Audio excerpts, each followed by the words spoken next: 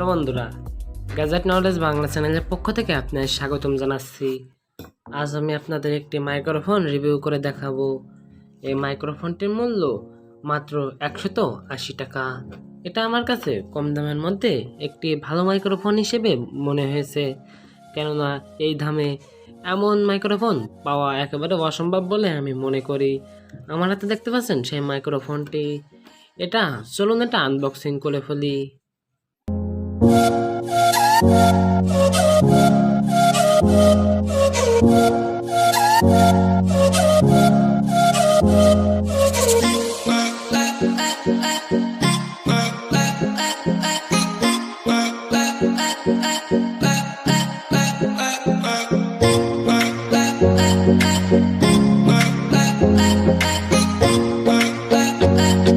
তো আমরা আনবক্সিং ভিডিওটি দেখে ফেলেছি।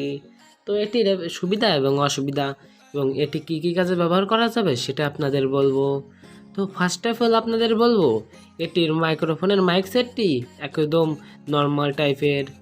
এর মাইক্রোফোনের মাইক সেটটি আপনারা যে কোনো ইয়ারফোনের মধ্যে খুব সহজে পেয়ে যাবেন। অর্থাৎ এটা আমার কাছে তেমন একটা ভালো মাইক্রোফোন মনে হয়নি। এটা একটি ফালতু জিনিস।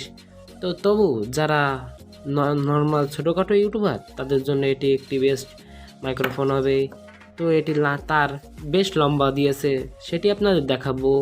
তার আগে বলতে চাই, এটির যে ফর্মটির সাথে দিয়েছে সেটা একদম এর অনুপযোগী। অর্থাৎ এটির ভিতরে আমি কোনোভাবেই এটি দিতে পারছিলাম না। তো তখনই আমার যে এর আগে একটি মাইক্রোফোন আপনাদের রিভিউ করে দেখাতে ভুলে গেছিলাম, 120 টাকা দামের এই মাইক্রোফোনটি, সেটা আপনাদের ফোমটি আমি এর মাথায় পরাতে হবে, কেননা এই মাইক্রোফোনটার ফোম ছাড়া এতে কোনো রকমভাবে খাটাতে পারছিলাম না। তো এটা এর সাথে ভালোভাবে সেট করে, আর এর সাথে একটি ক্লিপ দিয়েছে। তো ক্লিপটা আমার কাছে তেমন একটা ভালো মনে হয়নি, কেননা ক্লিপটা তেমন একটা জব্দ না। এটা প্লাস্টিক বডি এবং এর মাইক সেটও প্লাস্টিক বডি।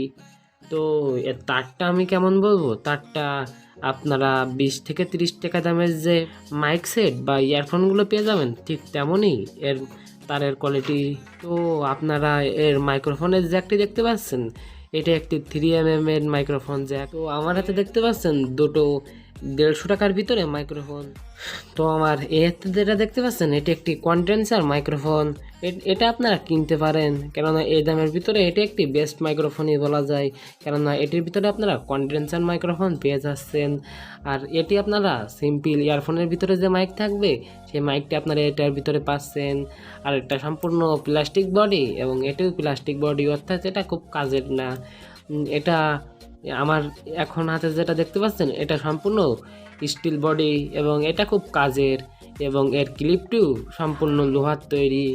তো এটি তার বেশি একটা লম্বা না, সেজন্য এটা সব জায়গায় ব্যবহার করার উপযোগী না, কিন্তু আমার কাছে এটি কম দামের ভিতরে একটি বেস্ট মাইক্রোফোন হিসেবে বলা যায়, আলাদা।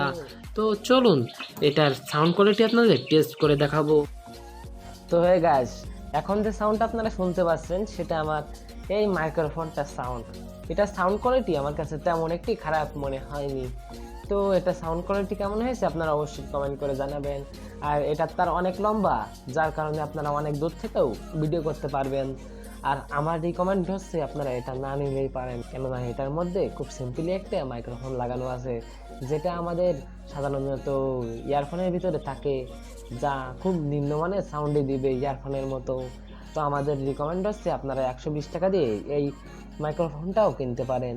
আজকে যেটা রিভিউ করেছি আপনারা এটাও চাইলেও কিনতে পারেন। দুটো প্রোডাক্টের লিঙ্কই আমি ডিসক্রিপশনে দেওয়ার চেষ্টা করব।